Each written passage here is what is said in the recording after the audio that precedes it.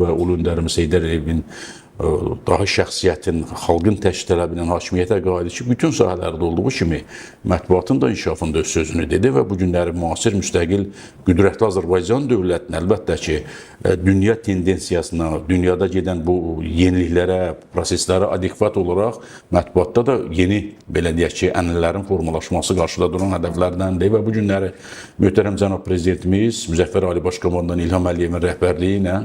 Azərbaycan öz gücü, qüdrəti və dünyada çox möhtəşəm bir ölkə olaraq öz sözünü deməkdədir. Həm iqtisadi qüdrəti davamlı şəkildə artmaqdadır, siyasi nüfuzu davamlı şəkildə artmaqdadır və bu təbii ki, dünyada gedən siyasi proseslərə həm də təsir imkanları artır.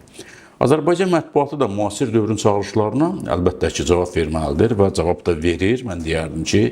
son illər Azərbaycanda həm dövlətin və